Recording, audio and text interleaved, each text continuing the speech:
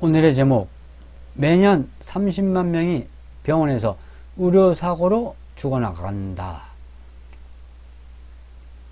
옆에 있는 책은 이제 참고서적입니다. 좀 더 자세하게 살펴보도록 합니다. 안녕하세요. 오늘은 여러분들과 의료사고에 대하여 생각해 봅니다. 우리가 현대사회를 살아가다 보면 본의 아니게 건강검진 받거나 몸이 안 좋아 진단에 따라 수술받거나 약 처방받죠. 이래저래 병원과 약에 의존하게 되고 이것이 만성화돼서 병원과 약 없이는 하루도 견딜 수 없게 무뎌져 갑니다. 자주 병원을 들락날락 하다 보면 이어지는 동영상에 나오는 여자분처럼 의료사고에 노출될 확률이 높아가죠. 의료사고를 피하는 최고의 방법은 병원과 약을 멀리하는 겁니다. 말이 쉽지 그걸 어떻게 100명이면 99명은 이런 의문을 갖습니다. 한 명 정도는 가능하다 생각합니다. 그 한 명이 생각하는 방법을 제시해 봅니다. 방법을 잘 익혀서 남은 인생 건강하고 행복한 삶을 살다 웰다잉 하시길 바라는 마음으로 이 동영상을 보람있게 만들어 봅니다. 구독과 좋아요는 기본이겠죠.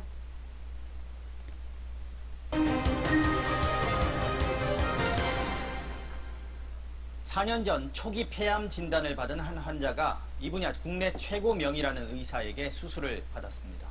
그런데 한 달 뒤 엉뚱한 부위를 잘못 자른 사실이 드러나 폐를 추가로 더 잘라내야 했고 결국 한쪽 폐 전체를 잃어버렸습니다. 아직 40대 엄마인데 숨이 차서 아이를 돌보는 것조차 힘들어진 피해자는 그 명의라는 의사에게 제대로 사과 한 번 받은 적이 없다고 호소했습니다. 정상빈 기자가 취재했습니다. 얘기를 나누며 조금만 걸어도 숨이 찹니다. 걸으면 숨이 많이 차서 마스크를 잠시 조금만 쉬다가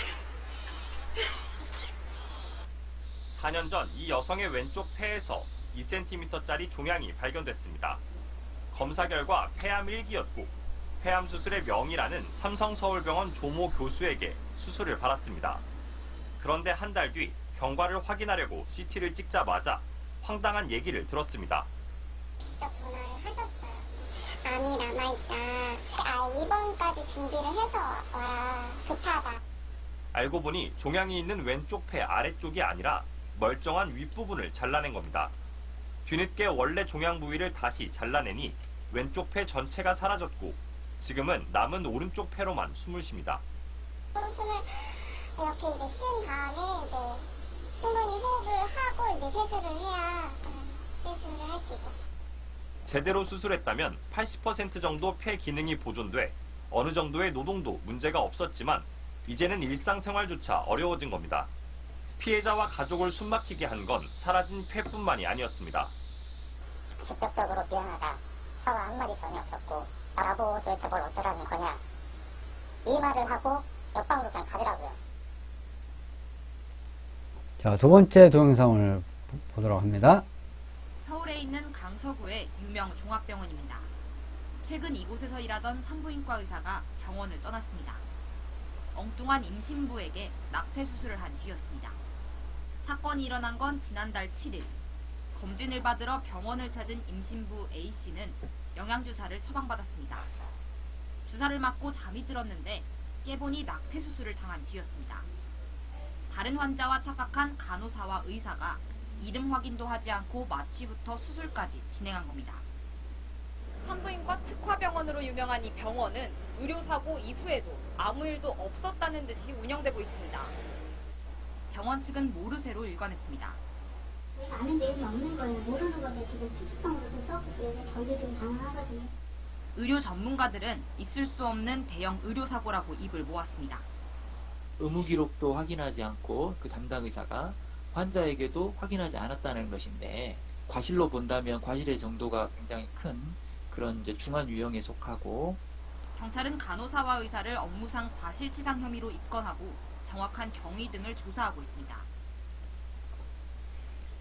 자, 다음에 소개해드린 것은 방금 봤던 어처구니 없는 의료사고의 희생자에 대한 동영상보다 더 심한 의료사고가 엄청나게 많다는 것을 20년 전에 이러한 의료사고에 대해서 경종을 울리며 미국 사회를 큰 충격에 빠뜨렸던 책을 소개해 봅니다.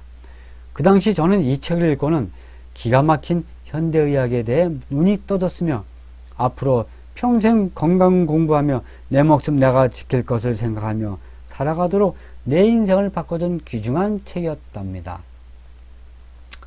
우선 이 책의 목차를 살펴보면 아주 무시무시한 내용들을 꽉 차 있음을 보게 됩니다. 닥터 월렉의 소개가 나오고 인간의 생명 연정과 등등등등 쭉 나오죠. 여기서 이제 그 핵심적인 게 말하고자 하고 싶은 거는 전쟁보다 무서운 의료사고라는 거. 여기에는 안전불감증에 걸린 의사들이 문제라는 것입니다. 자, 암을 고친 비타민, 베타카로틴, 셀레늄, 미국인의 대표적인 질병들의 원인과 치료법, 치료법도 나오죠. 위궤양, 암, 관절염, 이런 것들, 등등등등. 그 여기서 중요한 것도, 장사람 의사가 되지 마라. 일반인보다 의사들이 10여 년 정도 그 수명이 짧다는 것 갖다 통계적으로 나타냈기 때문에 결국에는 의사들이 대부분 다 스트레스 때문에 빨리 죽죠. 병도 많고. 그래서 그런 의사가 안 되면은 오래 사니까 장사람은 의사가 되지 마라. 역설적으로 표시했습니다. 수명을 지키는 히토류. 미 국회 상원문서 264호에 대한 얘기들. 굉장히 이제 그 충격적인 그 얘기가 좀 굉장히 많습니다. 칼슘 결핍으로 인한 병들, 등등등등 하고, 블록에는 주엘 월렉과의 인터뷰 내용이 나오고, 미네랄의 종류 및 기능 나오고, 보도자료 모음, 이 책을 갖다가 이제 번역한 분이 따로 이제 뒤에 보도자료 모음을 해가지고 그 언론에서 나온 충격적인 의료사고에 대한 것도 그 여러 가지 부분들을 갖다 이제 쭉 모아놨습니다. 한번 참고해 보시기 바랍니다. 이 책은 이제 죽은 의사는 거짓말을 하지 않는다. 이 책을 갖다가 Dead Doctors Don't Lie.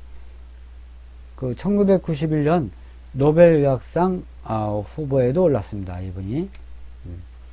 이 정도로 이제 저명한 의사였다는 걸 알 수가 있습니다. 닥터 월렉의 이제 사진이죠. 학력 및 경력. 1940년생입니다. 미국 미주리주에서 태어났죠.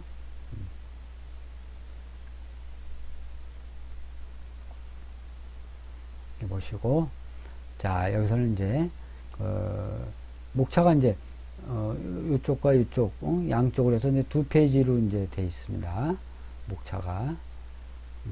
여기서 핵심적인 부분이 이제 오늘 이제 말하고자 하는 주제, 전쟁보다 무서운 의료사고, 이 부분을 이제 살펴보도록 합니다. 쭉 나오죠. 전쟁보다 무서운 의료사고. 우리가 평소에 이제 120세나 140세 살려면 어떻게 되는가? 거기 이제 주의해야 될 것들, 무모하게 죽지 말라는 얘기죠. 이제 뭐,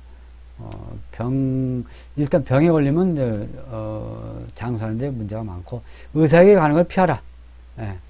위험하지 않으려면은, 왜냐면 의사가 여러분을 죽일 확률이 반반이다. 이거 엄청난 얘기죠, 이거는. 대단히 격렬한 표현입니다.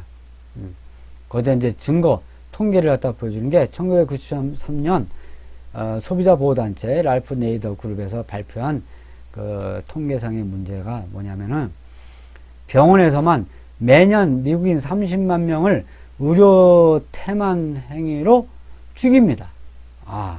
너무나 큰 숫자이기 때문에 다시 한번 읽으면은 병원에서만 매년 미국인 30만 명을 의료 태만 행위로 죽인다는 얘기죠.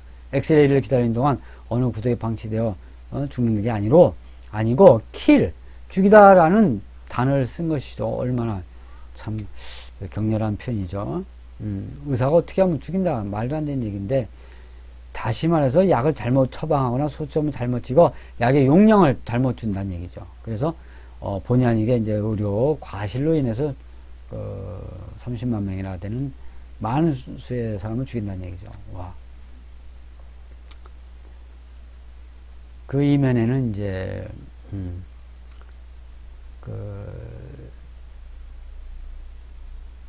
안전불감증에 걸린 의사들,